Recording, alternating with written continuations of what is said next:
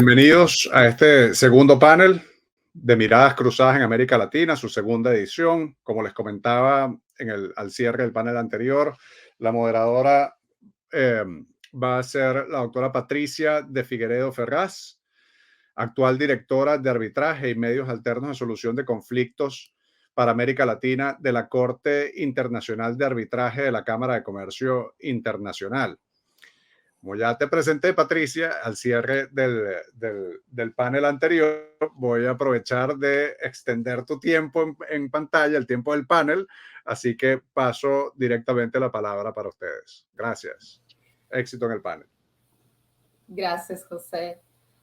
Buenos días a todas, buenos días a todos. Muchas gracias a los organizadores, a LARBA, a AVA, IMA, CCA y CEBAR por la invitación para participar de la segunda edición de las Miradas Cruzadas de América Latina. Es un gusto estar con ustedes esta mañana. Vamos a empezar el segundo panel de la segunda edición de las Miradas Cruzadas, que va a tratar de la cooperación judicial internacional, control judicial e ejecución de laudos domésticos e extranjeros. Y para tratar de esos temas, tenemos hoy con nosotros tres ilustres ponentes. Víctor Ruiz, que es abogado y árbitro, socio de Ruiz Silva Abogados en la Ciudad de México, una firma boutique especializada en resolución de disputas. Actualmente, director general del Instituto Mexicano de Arbitraje, vicepresidente de la Comisión de Arbitraje e ADR de ICC México y secretario adjunto de ALARB.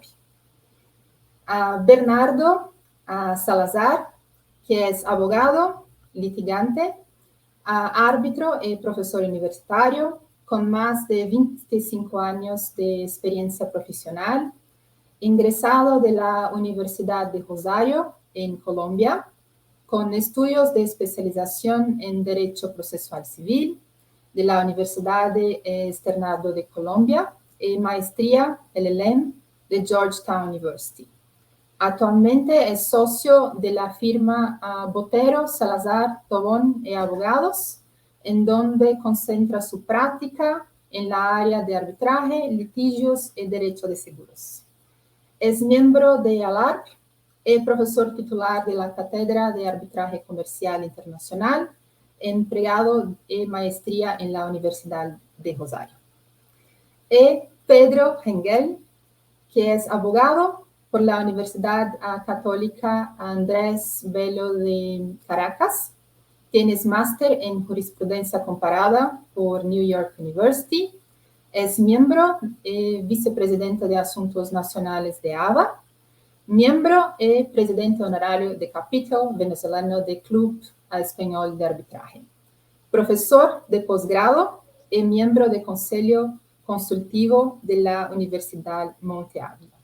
Es socio de Travieso Evans Arria Rengel y Paz en Venezuela. Bienvenidos a todos. Para empezar las exposiciones, invito a Pedro, que nos traerá una perspectiva de Venezuela del tema. Pedro, la palabra es tuya.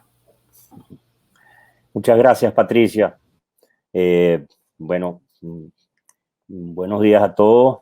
En primer lugar, agradecerle a la Asociación Venezolana de Arbitraje por designarme para participar en este panel, y a mis compañeros copanelistas, Bernardo y Salazar y Víctor Ruiz, de Colombia y México, para tener este evento de miradas cruzadas y ponernos en perspectiva un poco la situación de los aspectos del tema del panel en nuestros respectivos países.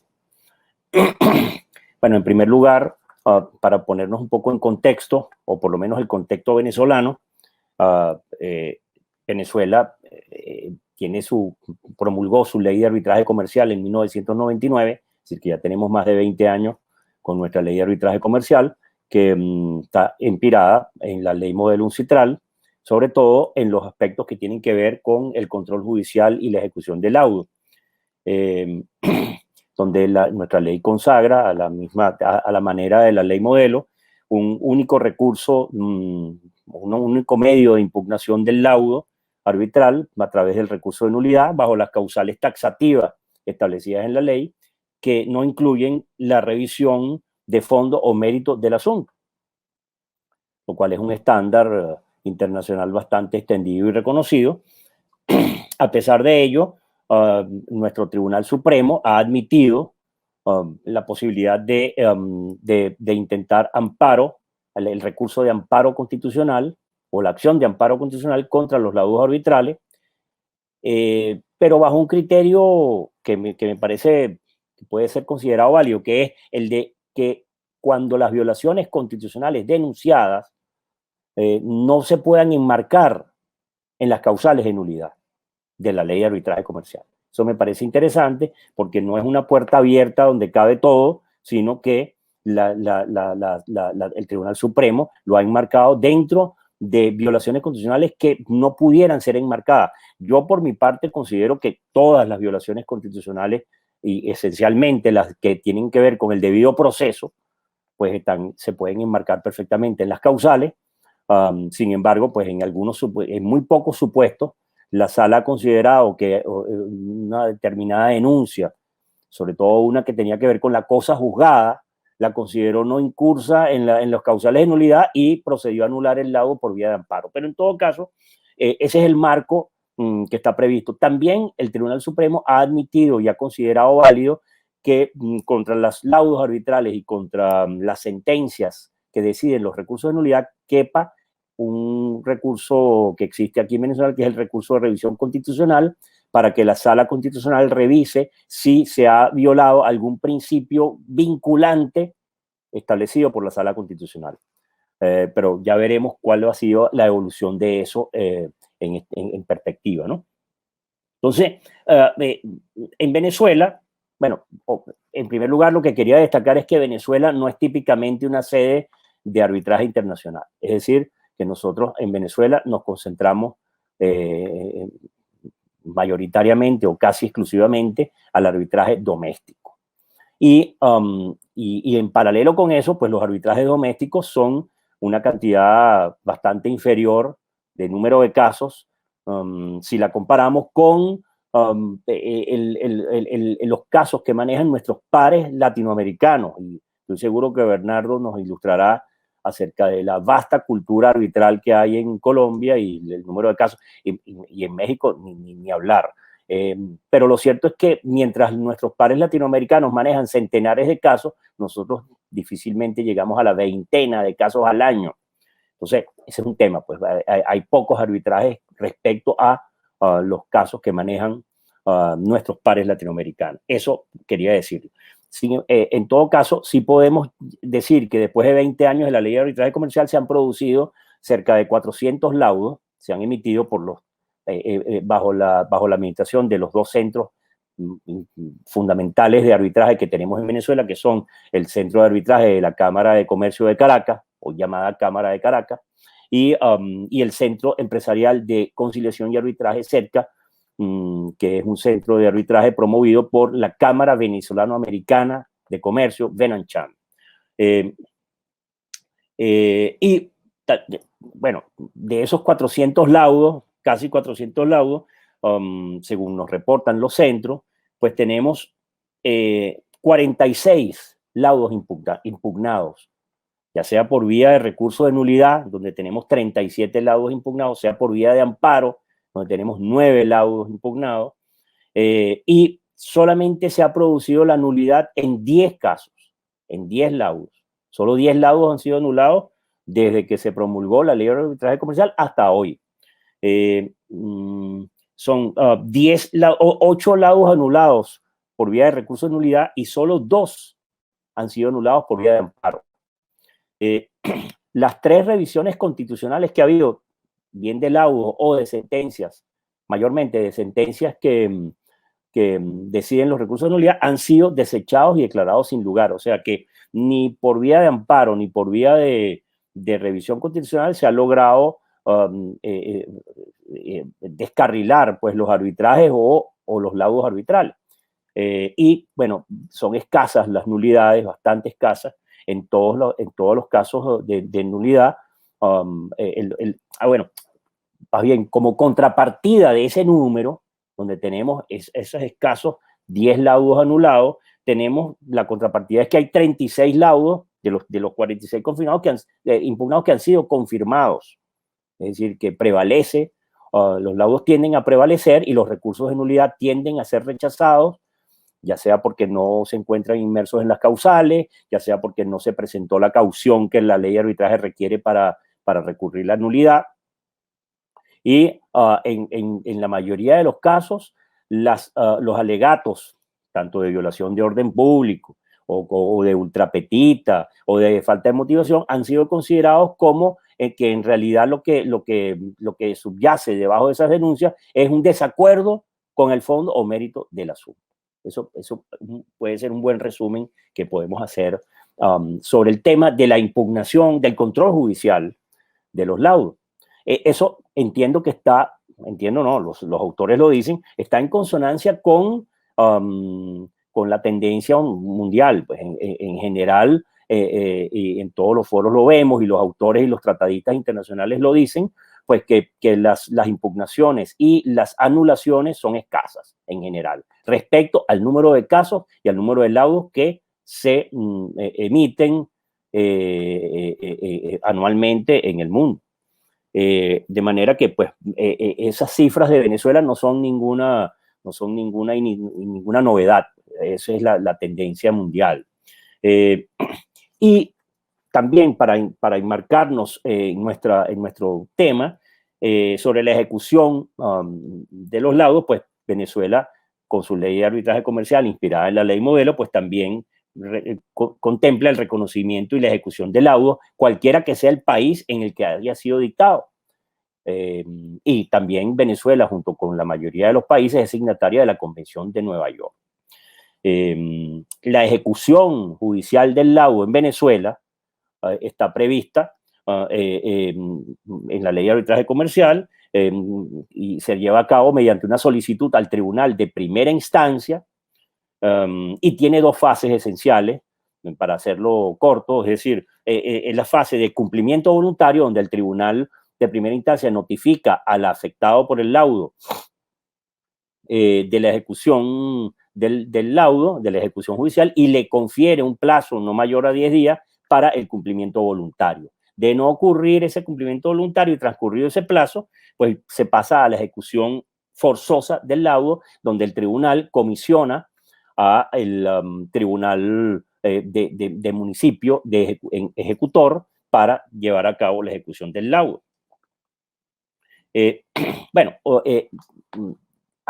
tenemos conocimiento de un laudo del 2019, un laudo doméstico, que está siendo objeto de ejecución en Madrid, bajo Convención de Nueva York. Y bueno, esa ejecución ha demorado porque, bueno, típicos retrasos de índole procesal han afectado el tema de la ejecución. Básicamente, temas que tienen que ver con el laudo auténtico que requiere no solamente la Convención de Nueva York, sino la legislación interna española y las normas aplicables allá requieren que haya una copia auténtica del laudo. Entonces eso ha traído algunas dificultades, donde la secretaria del Centro de Arbitraje tuvo que emitir una certificación del laudo y luego notariar esa certificación para que ello constituya, pues, le dé la autenticidad a ese laudo. Bueno, en eso están allá en Madrid. Pero sí, ha tenido sus traspiés y sus retrasos de índole procesal. Paralelamente, bueno, por supuesto, ejecución de laudos extranjeros en Venezuela no tenemos esa vía, porque normalmente los laudos extranjeros se ejecutan en países en donde están los activos fundamentales, pues, de los demandados, etcétera, y no es Venezuela, pues, el sitio donde típicamente se van a estar ejecutando laudos extranjeros. Sin embargo, desde el punto de vista teórico y legal, se pueden ejecutar bajo Convención de Nueva York y bajo la propia ley de arbitraje comercial. Últimamente, como ha habido un ligero crecimiento en los casos, un pequeño crecimiento en el número de casos, también se han producido laudos, y en este momento, o digamos, respecto a laudos que se han dictado en el 2020 y en el 2021, hay 4 laudos que están siendo objeto de ejecución, 2 de ellos, o ejecución judicial, 2 de ellos han sido finalmente ejecutados forzosamente. Básicamente se trata de casos con entregas de locales comerciales, entrega material de locales comerciales, no sin tener ciertas también demoras de índole procesal, vale decir, por ejemplo, la notificación de la parte ejecutada. Los tribunales son celosos en cuanto a que deben notificar a la parte afectada por el laudo, le deben conferir el plazo para ejecución voluntaria, luego lo vuelven a notificar de la ejecución forzosa, lo cual retrasa sin duda el tema, pero al final se termina ejecutando si todo se realiza de manera correcta. Y también otro laudo que estaba en ejecución, el tribunal se quedó sin juez y el Poder Judicial se demoró varios meses en designar un nuevo juez que reanudara el procedimiento, pero ya está a punto de procederse con la ejecución. Y otro caso que está también siendo objeto de ejecución judicial en este momento, va en paralelo con el recurso de nulidad que se interpuso contra ese laudo. De manera que está por verse si se decidirá el recurso de nulidad primero o si va a prosperar la ejecución antes. Ya veremos qué va a pasar, ¿no? Y una cosa muy importante que quería destacar es que en cuanto a las medidas cautelares arbitrales, pues en Venezuela, lamentablemente, y de reciente data, pues se ha establecido que no pueden ser ejecutadas sino a través de los tribunales judiciales. Es decir, que los árbitros tienen que oficiar a los tribunales para que sean los tribunales los que ejecuten la medida. En Venezuela, tradicionalmente, había una medida cautelar que era la prohibición de enajenar y gravar inmuebles, que tradicionalmente se hacía directamente por los árbitros. El tribunal arbitral le mandaba un oficio al registro público y eso era suficiente para que el registro público anotara en los libros la prohibición. Eso ya no es posible porque, bueno, el criterio es ahora el del SAREN, es decir, el organismo encargado de la supervisión y rectoría de los tribunales, ha establecido que todas las medidas cautelares dictadas por los árbitros deben ser ejecutadas por los tribunales judiciales. Entonces, eso es un poco el marco que quería ponerles resumidamente. Y bueno, Patricia, le dejo la palabra a quien me continúe en el uso de la palabra, sobre todo para ilustrarnos cuál es la situación en Colombia, en México. Muchas gracias, Pedro. Súper interesante los casos que presentó. Creo que ahora podemos pasar para Colombia. Ahora paso la palabra a Bernardo, que va a traer la perspectiva de Colombia y después podemos hablar un poco y comparar también. Patricia, muchas gracias. Muchísimas gracias igualmente a los organizadores del evento, al Comité Colombiano de Arbitraje, al ARB y las demás instituciones por permitirme acompañarlos en esta mañana en este importante evento y con este ilustre panel. Quisiera compartir una presentación que tengo para facilitar la revisión de alguna información. Perfecto. Entiendo que ahí se está viendo. ¿Me confirman, por favor? Muchas gracias. Perfecto. Bueno, yo me voy a referir a algunos de estos mismos temas que Pedro mencionó, de pronto en relación con el entorno colombiano y el desarrollo que ha tenido recientemente el control judicial del arbitraje y el reconocimiento de ejecución de laudos. Creo que es muy importante destacar que la visión del órgano judicial es fundamental para la eficacia del arbitraje. Creo que para todos es obvio que de nada sirve un arbitraje si el órgano judicial no le permite ser eficaz, desde el pacto hasta el laudo. En esa medida, creo que estas reflexiones acerca de esa interacción de lo judicial con el arbitraje son de suma relevancia. En esa premisa inicial, quiero destacar que actualmente en Colombia tenemos un sistema dualista, se encuentra regulado en un estatuto de arbitraje que cumple precisamente este año 10 años de vigencia, y ese estatuto en su sistema dualista regula el arbitraje internacional inspirado en la ley modelo UNCITRAL con unos sutiles ajustes. Pero por sobre todo, lo que quiero destacar hoy, con fundamento en esa premisa de la importancia de la percepción del juez respecto del arbitraje, es que ha existido una línea jurisprudencial, quizás en estos últimos 10 años de vigencia de este nuevo estatuto arbitral, con una línea pro arbitraje. Ese control judicial y la intervención del juez ha tenido una tendencia continuada, en mi opinión, pro arbitraje, y ha tenido un desarrollo también mirando un poco el contexto internacional. En este ejercicio de miradas cruzadas, podemos ver cómo las altas cortes han empezado a estudiar los casos, revisando también qué es lo que ocurre en otras jurisdicciones, e interpretar y aplicar este estatuto, que está en plena consonancia, como decía, en el aspecto internacional con la ley modelo y por ende con la Convención de Nueva York, mirando qué es lo que ha ocurrido en otras jurisdicciones más avanzadas en materia arbitral. Precisamente, creo que es del caso destacar cómo esa línea jurisprudencial ha avanzado radicalmente en pro del arbitraje. Se cumplen también no solamente estos 10 años de este estatuto, sino, por ejemplo, 20 años en los que el Consejo de Estado anuló un laudo arbitral CCI y la cláusula compromisoria de la cual se había desarrollado ese arbitraje, con razones que fueron absolutamente cuestionables y que nos puso en la palestra mundial del arbitraje, con un lunar, digamos, en nuestra historia supremamente crítico. Un fallo que inclusive dio lugar a un desarrollo, o aparte del desarrollo, por ejemplo, en cortes extranjeras en Estados Unidos, del reconocimiento de un laudo anulado.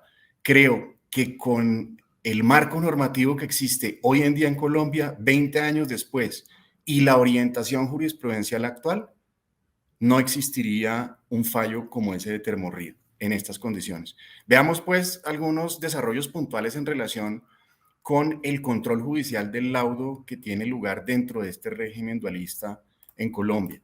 Particularmente quiero destacar quizás algunos principios que se han venido reflejando en esos fallos recientes y de estos últimos años.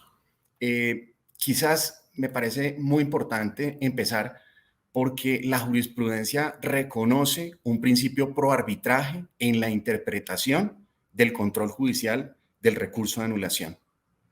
Y destacando quizás algo como lo que hacía referencia Pedro en relación con de pronto alguna percepción estadística sobre el porcentaje de laudos anulados, compartimos, digamos, esa misma visión, Pedro. Esta jurisdicción también, como tú lo mencionas, al igual que la mayoría, anula muy poco los laudos.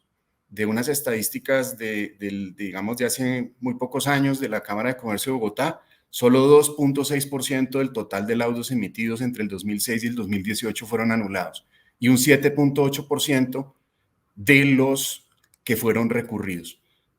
Digamos, la propia estadística nos demuestra lo que Pedro nos mencionaba, y es que el control judicial de anulación, si bien es posible, su éxito es muy limitado. Ahora bien, también quisiera destacar dentro de estas líneas jurisprudenciales pro arbitraje cómo se ha, digamos, protegido el consentimiento para arbitrar y se ha restringido la causal de anulación del laudo por vía de cuestionar la validez del pacto, alegatos de desconocimiento de la cláusula, de que es una cláusula de última hora, de que no se conoció, etcétera, han sido rechazados por la Corte Suprema de Justicia. Más aún, destacando esa orientación hacia los desarrollos jurisprudenciales internacionales, la Corte Suprema de Justicia profirió muy recientemente en sede de control de legalidad de un laudo en anulación, revisó un caso en el que se vinculó al arbitraje a un tercero no signatario, el típico caso del grupo de compañías. Y la Corte Suprema de Justicia consideró que efectivamente era válido en este caso un arbitraje adelantado con fundamento en una cláusula que no estaba firmada por una matriz que había negociado y ejecutado ese arbitraje a pesar de que no lo había firmado y lo había firmado su filial. No obstante, justificó un poco bajo el ordenamiento jurídico colombiano la aplicación de esa teoría, pero haciendo, digamos, referencia a principios, más locales como el principio de la buena fe, la confianza legítima y la teoría de los actos propios. Pero me parece un importante desarrollo porque, como ustedes saben, pues la aplicación de la teoría de la extensión del pacto arbitral al no signatario ha sido desarrollada por jurisdicciones muy avanzadas y que yo sepa, pues excepto de la legislación latinoamericana en Perú, no conozco muchos casos en Latinoamérica donde se haya aplicado esa teoría o esa figura. Asimismo, ha habido desarrollos en los cuales vemos cómo las altas cortes, pues insisto, fortalecen la validez del pacto arbitral e incluso en cláusulas patológicas como esta de un caso recientemente decidido por el Consejo de Estado en el que se hace una especie de enunciación en un pliego de contratación de los mecanismos de resolución de controversias y se enuncia el arbitraje, se considera que es una cláusula que era vinculante y obligatoria y no meramente una opción. Es una interpretación bastante pro arbitraje, típica que veríamos quizás en una jurisdicción muchísimo más desarrollada de pro arbitraje como la francesa.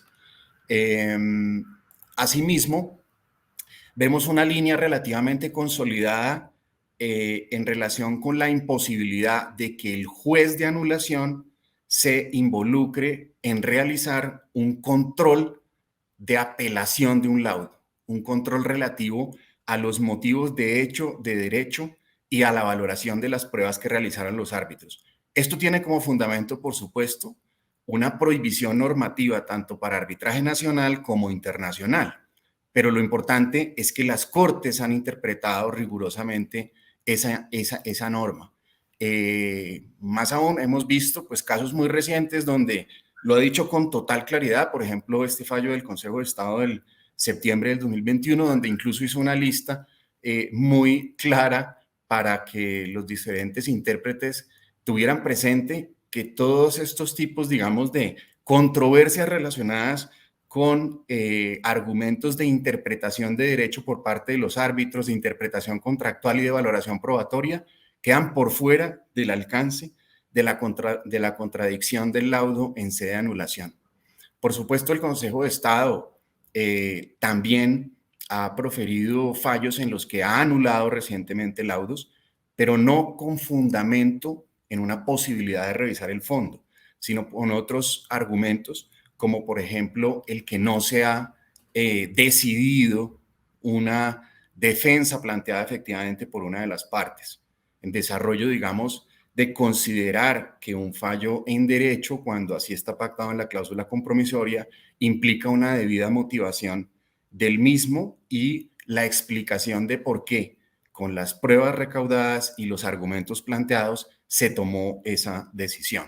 Es el caso que menciono también de junio de 2021 del Consejo de Estado, en el que se anuló un laudo precisamente porque no se consideró la defensa de una de las partes. Ahora bien, es importante también tener en cuenta que ha habido una interpretación restrictiva de ese argumento de cuestionar la validez de los laudos por violación de procedimiento o de hacer valer sus derechos debidamente dentro del proceso. La Corte Suprema ha sido muy rigurosa con la aplicación de esa causal, manifestando que se debe tratar de desaciertos garrafales, graves, groseros, conculcación de garantías procesales severas. Tuvimos un fallo reciente del Consejo de Estado que, por el contrario, aplicó quizás este criterio de anulación de forma que no miró o consideró más bien que no era relevante calificar la gravedad de la desviación respecto del procedimiento acordado por las partes. Pero en líneas generales vemos que la Corte Suprema mantiene un criterio muy estricto para que proceda esa causal. Por supuesto, mencionaba, hay algunos eventos en los que ha habido anulaciones, pero como digo, relacionadas, por ejemplo, con temas en los que la materia objeto de arbitraje escapaba al acuerdo o no se había fallado efectivamente con fundamento en normas invocadas, ni siquiera en el laudo, anulaciones que, por ejemplo, en estos dos casos fueron parciales. Ahora bien, es importante mencionar un par de cosas adicionales relacionadas con el control judicial. Las partes desfavorecidas, por supuesto, todos lo sabemos en nuestras diferentes jurisdicciones, hacen uso de todas las posibilidades que tengan a la mano para poder contravertir un resultado desfavorable. La anulación, por supuesto, es una de esas vías, como hemos explicado, de interpretación supremamente restringida. En Colombia existe otro recurso para controvertir laudos nacionales, que es el recurso extraordinario de revisión. Un recurso absolutamente restringido que empezaron a interponer de forma, creo yo, relativamente reciente algunas partes, pero y que procede para eventos absolutamente excepcionales como los que aparecen en la pantalla, es decir, casos prácticamente de fraude en el proceso, con una causal última relativa a una nulidad de la sentencia. Pues por vía de esa puerta se han venido presentando algunos recursos, pero casi o prácticamente todos ellos, diría yo, rechazados. No conozco el primero que hayan aceptado la Corte Suprema en relación con esta posibilidad. Y básicamente lo que ha dicho es que por esta vía no se puede controvertir, particularmente esa causal de nulidad de la sentencia, los argumentos de motivación, de revisión de cuestiones de derecho, no es posible. Luego, digamos, esta línea jurisprudencial confirma que ese recurso tampoco es procedente para controvertir el laudo por razones de fondo. Adicionalmente, y como también se ha mencionado, pues por supuesto un pequeño comentario en relación con la tutela. Se ha establecido recientemente, la tutela procede también contra laudos de arbitraje internacional. En Colombia la tutela cabe no solamente contra la decisión jurisdiccional que resuelve el recurso de anulación, sino también contra el laudo directamente. Pero su carácter es absolutamente excepcional. Son muy pocos casos en los que ha prosperado en arbitraje nacional, muy pocos casos, y en arbitraje internacional no conozco el primero que haya sido anulado. Teóricamente es posible, pero su aplicación es absolutamente restringida. Es aún más restringida que para el arbitraje nacional. Sigamos. Y para complementar algún pequeño comentario relacionado, porque se me está acabando el tiempo, relativo al tema de reconocimiento y ejecución del laudo, quisiera simplemente destacar que ha habido también una gran evolución en relación con este aspecto. Colombia hace ya muchos años es parte de la Convención de Nueva York. Sin embargo, inicialmente los jueces aplicaban requisitos del Código de Procedimiento Civil en consonancia con la Convención de Nueva York, lo cual hacía pues mucho más complejo ejecutar el laudo extranjero y desconocía en cierta forma pues la efectividad de la Convención de Nueva York. Hubo un desarrollo importante según el cual pues después empezó a aplicar directamente la Convención, pero en la etapa actual estamos en una situación muchísimo mejor, porque la ley de arbitraje internacional que adopta en esto también pues la ley modelo, pues incluye requisitos incluso más favorables como el de no tener que aportar una copia auténtica o el original como contempla la Convención de Nueva York. Entonces, haciendo alusión al caso que menciona Pedro, pues acá no sería requerido presentar una copia auténtica para ejecutar un laudo. Jurisprudencia reciente del Consejo de Estado nos lo confirma. Un comentario relativo a la puerta, digamos, de controversia por vía de exequatur por razones de fondo, pues es la del orden público. Como ustedes bien saben, es una de las causales de la Convención de Nueva York, pero la Convención de Nueva York simplemente se refiere a orden público. Eso dio lugar, por supuesto, a que en muchas ocasiones se plantearan argumentos de fondo relacionados con violación de derecho sustancial para impedir la ejecución de un laudo. Pues Colombia, en la ley de arbitraje del 2012, precisa que la palabra es orden público internacional de Colombia, que por supuesto y afortunadamente la jurisprudencia ha distinguido de forma muy clara también en sus fallos a que hace alusión a principios fundamentales del ordenamiento jurídico y no a las normas imperativas que hacen parte del derecho interno. Conceptos diferentes y que por ende, al ser muchísimo más restrictivo el concepto de orden público internacional, no permiten que se cuestione la aplicación de un laudo o su reconocimiento con argumentos de violación de normas meramente imperativas de derecho interno. Básicamente lo ha distinguido la jurisprudencia nuestra en orden público sustantivo y procesal. El procesal básicamente en realidad está dentro de las mismas causales de anulación, como decía Pedro, y los postulados del sustantivo son bastante generales. Para concluir, la jurisprudencia ha tenido también dos elementos importantes. Ese orden público es dinámico, entonces no es una camisa de fuerza, muy en línea con todas las líneas jurisprudenciales extranjeras, y además, y quizás más importante, ha establecido un principio pro ejecución. En casos de duda, en la aplicación de este criterio, se debe proceder en función del reconocimiento del laudo. Finalmente, en relación con el tema de cooperación judicial, a diferencia de lo que nos comenta Pedro, pues en arbitraje nacional no es requerido, se puede contar con juez de apoyo, pero es prácticamente un entendimiento. Como se entiende, el árbitro como juez tiene potestades de ejecución directa de las medidas, pero puede solicitar apoyo de jueces municipales si así lo considera, y para la ejecución de medidas cautelares de tribunales extranjeros existe la posibilidad de acudir ante los jueces para llevar a cabo dichas medidas sin necesidad de surtir el trámite de la Convención Interamericana de Medidas Cautelares. No hay un procedimiento como tal establecido al respecto, pero hay total posibilidad de practicar esas medidas independientemente de cuál es la sede del arbitraje extranjero. Muchísimas gracias. Muchas gracias, Bernardo. Muy interesantes sus informaciones y la jurisprudencia también de Colombia. Y ahora, por último, pero no menos importante, pasamos a Víctor, que va a nos traer a la perspectiva de México. Víctor, la palabra es tuya. Muchas gracias, Patricia. Muchas gracias a mis copanelistas también, Pedro, Bernardo, y gracias también al CEBAR, a la ABA, al Comité Brasilero de Arbitraje, al Comité Colombiano y al Instituto Mexicano de Arbitraje por esta invitación de estar aquí con ustedes el día de hoy. Así como le hicieron mis copanelistas, voy a presentar una breve comentarios preliminares sobre el State of Affairs en México en relación con el arbitraje y el rol que la judicatura tiene en relación con dos aspectos fundamentales, y es uno, dónde están parados los laudos y cuáles son los, digamos, recursos que proceden en su contra, y dónde está parado también el árbitro como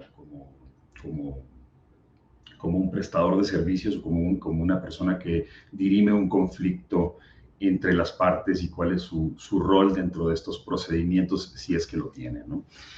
México entra al escenario del arbitraje, y esto es algo curioso que no se comparte con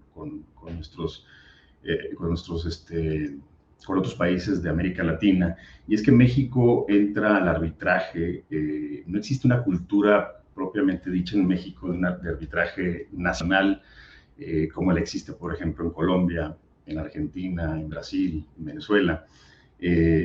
México entra al arbitraje vía el arbitraje internacional, y esto es en 1993 cuando incorpora o adapta, digamos, tropicaliza, como decimos acá, la ley modelo de UNCITRAL en 1993, básicamente como una exigencia de los gobiernos de Estados Unidos y de Canadá de establecer garantías o mecanismos para la resolución de conflictos entre los inversionistas, entre los nacionales de estos países, en el contexto obviamente de la firma del Tratado de Libre Comercio de América del Norte, el famoso TLCAN o NAFTA, y es cuando México incorpora la ley modelo UNCITRAL o la adapta, y en general México, los arbitrajes, aunque sean entre partes mexicanas, generalmente los arbitrajes se van a ver igual que un arbitraje internacional, es decir, a pesar de que sea entre partes mexicanas, árbitros mexicanos, derecho mexicano aplicable y abogados mexicanos,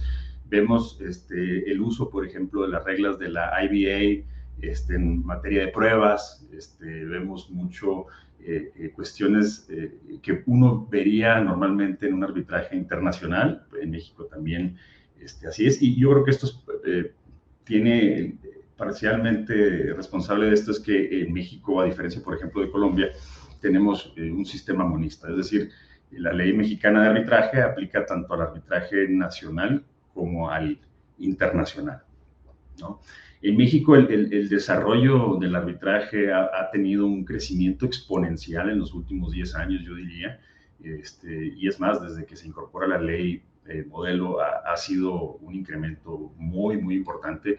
Lo decía hace rato Paola Aldrete en el panel pasado, particularmente ahora con el incremento de disputas que ha habido en el sector de infraestructura y de energía, ha habido un crecimiento muy bárbaro. Con eso de la mano nos lleva el crecimiento también de acciones en contra de los laudos, ¿no? Generalmente en México las partes impugnaban muy poco los laudos. Eso fue cambiando conforme fue creciendo el mecanismo, conforme fue creciendo su uso y aceptándose su uso para la resolución de disputas. Y obviamente en México hemos tenido algunos casos de terror, ¿no? Pero que de cierta manera han sido corregidos por la jurisprudencia o de alguna manera u otra salvados por la práctica arbitral, ¿no? Por ejemplo, tenemos el famoso caso Inforred, aquel caso que hizo mucho ruido por haberse anulado un laudo, puesto que los árbitros no eran especialistas en la materia del contrato. El contrato era un contrato era un contrato que tenía que ver con la industria de la radio, pero el fondo de la disputa no tenía nada que ver con telecomunicaciones, ¿no? Pero aún así se anula el laudo. Posteriormente esa anulación fue corregida, pero sigue sonando ese caso como un caso de terror, ¿no? México, para 2011, México incorpora ciertas reformas a la ley mexicana de arbitraje, particularmente para arreglar dos puntos fundamentales. Uno, fue una jurisprudencia de la Suprema Corte de Justicia mexicana en la que hizo una mala interpretación del competence, diciendo que si bien al árbitro le correspondía pronunciarse sobre su propia competencia, cuando la parte impugnaba no solo la validez de la cláusula arbitral, sino también la validez del contrato que la contenía, la Suprema Corte en 2006, creo fue, determinó que en esos casos en los que las partes impugnaban no solo la validez de la cláusula, sino también la del contrato que la contenía, procedía que el juez se pronunciara sobre la validez o no, y por lo tanto sobre la competencia de los árbitros o no. Esto obviamente iba en contra de competence, y el legislador mexicano en 2011 modificó la ley para garantizar este tema, para garantizar que siempre fuese el árbitro quien tuviera el primer, como dicen, el primer golpe respecto de competencia, la primera decisión, y esta decisión obviamente controlada por el Poder Judicial. Como ustedes saben, en temas de competencia, a diferencia del laudo sobre fondo, en temas de competencia, la judicatura sí puede entrar a revisar el fondo de la cuestión competencial propiamente dicha, más no, como ustedes saben, no del fondo de la contienda, ¿no? Se hacen modificaciones para que esto quede claro. y se introduce un mecanismo para dos cuestiones, para la ejecución diagonal nulidad de laudos y para la ejecución de medidas cautelares. Se introduce la figura de lo que se le llama el juicio especial sobre transacciones comerciales de arbitraje, que es un juicio en el cual no procede la apelación. Es un juicio que, valga la redundancia, que a mi juicio sirve, no cumple con los propósitos para efectos del dictado de medidas cautelares. Si quieren, en un momento hablo del por qué pienso así. Pero en general este juicio es un juicio que va algo rápido, es decir, es un juicio que normalmente se pudiera terminar en alrededor de 6 meses, y es un juicio que no admite apelación, ¿no? Las causales de nulidad en México son las taxativas que todos conocemos, y son las que en contraposición a la Convención de Nueva York son aquellas por las cuales un juez puede denegar la ejecución de un laudo, ¿no? Este juicio especial es uninstancial, digamos, no procede de la apelación, y por lo tanto la decisión final sobre, por ejemplo, nulidad o ejecución de un laudo es esa, ¿no? Entonces surge la cuestión acá en México. En México tenemos la figura del amparo. El amparo, son 2 amparos que tenemos, es el amparo contra actos de autoridad y contra leyes, y el amparo que se le conoce como el amparo indirecto o amparo biinstancial, porque tiene 2 instancias, y el amparo directo, que procede contra las resoluciones que ponen fin a un juicio, ¿no? Entonces uno pensaría que el amparo directo fuera el que procediera contra una decisión en el juicio especial en el que se determina anular o ejecutar un laudo, que procedería el amparo directo, puesto que es el que procede contra sentencias que ponen fin a un juicio. Recientemente la Suprema Corte de Justicia, en una decisión que causó mucho ruido, cambió el criterio y dijo que en la medida en que el juicio especial no resolvía la contienda de fondo, esa decisión no era una decisión impugnable en amparo directo, es decir, que procede el amparo biinstancial. Entonces, lo que tenemos aquí es que contra una decisión de un juez mexicano en la que determina anular o ejecutar un laudo, procede un amparo que se desenvuelve en 2 instancias, ¿no?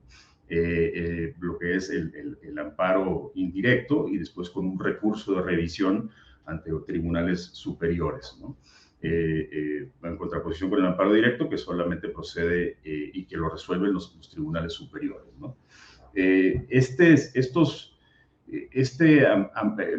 Los casos que hemos tenido en México bueno, en México desarrollo que les mencionaba y cómo ha ido incrementando la impugnación de los laudos, se hizo una costumbre de mis colegas de que cada que impugnaban un laudo, demandaban juntamente a los árbitros, al tribunal arbitral, ¿no? Por considerar que estos, al ser creadores del acto jurídico cuya nulidad se reclama, tenían que ser necesariamente partes en el procedimiento, y esto aún y cuando las partes no reclamaran, por ejemplo, alguna prestación de estos árbitros, sino que simplemente los incluían como una cuestión de litisconsorcio necesario, ¿no? Pero esto con el problema de que los árbitros se veían obligados a defenderse o presentar sus posturas respecto de estas demandas que se planteaban en su contra, ¿no? En el desarrollo jurisprudencial se determinó que los árbitros no tienen el interés jurídico y por lo tanto no tienen legitimación pasiva para ser partes en estos juicios de nulidad o ejecución, puesto que no tienen un interés jurídico respecto del laudo, y esto también un poco en función de la doctrina conocida como el functus officio, ¿no? Cuando el rol del árbitro termina con la emisión del laudo y ya no tiene ninguna conexión con ella al respecto, ¿no? Entonces, ciertamente fue un acierto. del cual ahora las partes han dejado. No quiere decir que con esta jurisprudencia las partes hayan dejado por completo de mandar a los árbitros, eso continúa, pero ya no con tanta frecuencia, ¿no? El otro tema es no solo que se determina ya que el árbitro no tiene interés jurídico, y eso fue muy bien recibido por la comunidad arbitral, sino que recientemente hubo una tesis jurisprudencial en la que se determina cuándo el árbitro sí tendría un interés jurídico, ¿no? Y esto deriva de un caso hace un par de años en el que un juez ordenó a un árbitro suspender el procedimiento en una medida cautelar anti-arbitraje, anti-arbitration injunction. Le comunica al árbitro que debe suspender el procedimiento, y si no lo hace, lo multa, y si continúa, lo arresta, ¿no? Entonces, en ese caso, el árbitro entendió que la orden de suspensión no era una orden, para empezar, que no le competía al juez que se lo estaba pidiendo, y en segundo lugar, que no era una orden fundamentada o legalmente emitida, ¿no? El árbitro continuó con el procedimiento. La parte que había obtenido esta medida cautelar le ordenó la parte que había obtenido la medida cautelar les solicitó a la institución administradora la recusación del árbitro, ¿no? En función de que se había constituido por haber promovido un amparo en contra de la orden que lo ordenaba suspender y aprender. Se consideró esta parte que el árbitro se había constituido en parte contraria, ¿no? Y que por lo tanto ya no había perdido su imparcialidad en el caso, ¿no?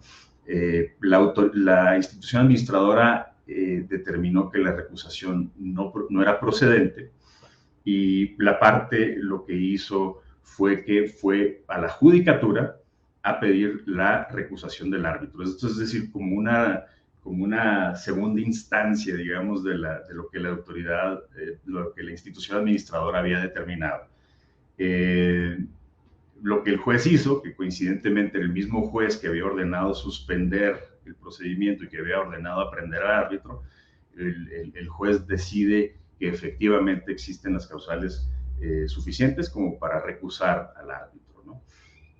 Aquí se da un tema muy importante, porque lo que hemos visto es que el árbitro no tiene interés jurídico en cuestiones relacionadas con el arbitraje en el que fungió, y en este caso lo que sucede es que al mismo momento en que el juez ordena la recusación del árbitro, creo que fue un día antes, un día después, algo así, el árbitro emite su laudo, ¿no? Entonces, el árbitro obviamente se ampara, presenta un amparo en contra de esta orden judicial en la que determina que es recusado. El juzgado de primera instancia en ese amparo, es un amparo biinstancial, dice que la solicitud de amparo ha quedado sin materia en la medida en que el árbitro ya había dictado su laudo, y por lo tanto ya no era relevante si era recusado o no, o si había sido ordenado suspender y había incumplido o no con esa orden de suspensión. En segunda instancia, el tribunal colegiado que vio el tema dijo dos cosas muy importantes. Uno, que el artículo 1424 era un obstáculo insuperable para que la judicatura ordenara la suspensión de un arbitraje. El artículo 1424 es el que habla de que los jueces deben remitir al arbitraje cuando exista una cláusula arbitral, aunque esto es a solicitud de parte. La judicatura determinó que esto era un impedimento, un obstáculo insuperable para suspender un arbitraje, pero también que el árbitro, a pesar de esta jurisprudencia que dice que carece de interés respecto de los laudos y respecto de los arbitrajes, en el caso en el que subsistiera una mancha en la reputación del árbitro, o una cuestión que le causara al árbitro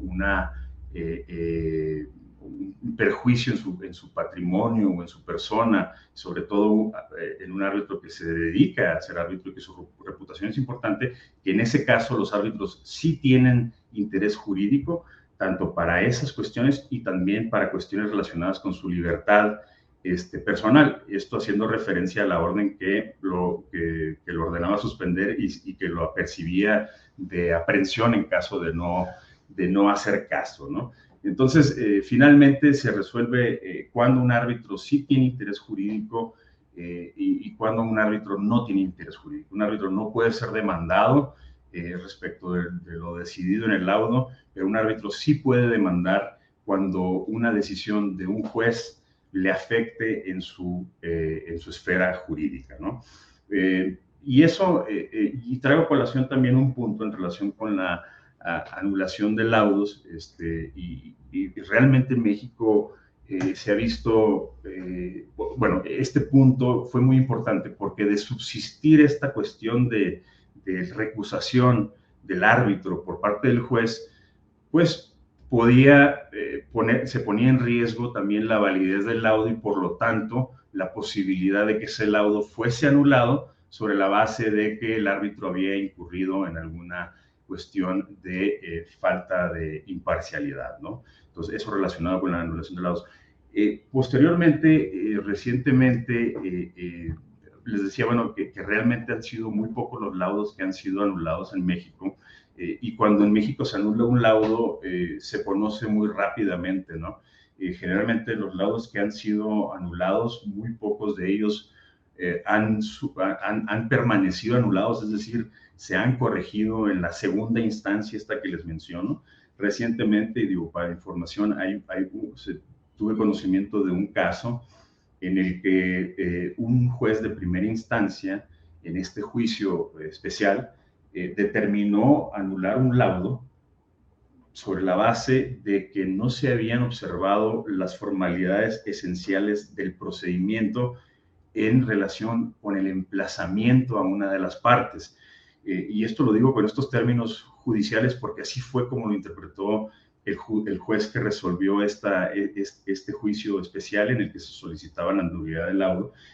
Y, por ejemplo, esto muy en contra es un caso CCI, en el que, por ejemplo, aquí, como ustedes saben, el reglamento CCI, muchos reglamentos repiten esta cuestión, y es que el domicilio de las partes será aquel que aparece en el contrato, y salvo que las partes lo cambien, ¿no?, como una obligación bajo el acuerdo de arbitraje,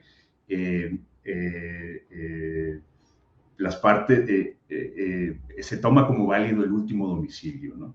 Esto sucedió en este arbitraje, ya no se encontraba en el domicilio de la parte, sin embargo se hicieron varios intentos de entrega, finalmente también se le entregó personalmente a ese demandado en otro domicilio, y personalmente con un fedatario público, y no obstante ello, el juez determinó que no se observaron las formalidades de un emplazamiento judicial, ¿no? Esto obviamente es una decisión muy mala, que no creemos que vaya a subsistir, es decir, que se va a corregir en amparo esa nulidad, puesto que pondría en riesgo la libertad, la autonomía de la voluntad de las partes al pactar una cláusula arbitral y incorporar por referencia a un reglamento institucional, ¿no? Y lo voy a dejar ahí porque creo que el tiempo se nos acabó. Sí, desafortunadamente no tenemos más tiempo, pero su historia es como algo súper interesante y también algo que todos necesitamos también pensar para el futuro del Instituto de Arbitraje. Yo vi que tenemos una pregunta, pero perdón, María Inés, no tenemos tiempo. Solamente me gustaría agradecer a las excelentes exposiciones, la oportunidad de estar hoy con ustedes. José, la palabra es suya. Muchas gracias y tengan una buena tarde. Muchas gracias, Patricia. Felicitaciones a todos por sus interesantes intervenciones. De verdad que un paseo completo por estas jurisdicciones latinoamericanas que nos permite más o menos tantear cómo van las cosas en esta materia de ejecución e impugnación de laudos en Latinoamérica, ¿no? El siguiente panel va a hablar de un tema bastante novedoso. Nos vamos a referir ahora a la responsabilidad social, sostenibilidad y ética en el arbitraje en materia de infraestructura. Tal como hicimos en la oportunidad anterior, con el panel anterior, les recomiendo que vayan al canal de YouTube de Canal Arbitraje, busquen el vínculo para el panel número 3 de Miradas Cruzadas y nos vemos allá en unos minutos. Muchas gracias.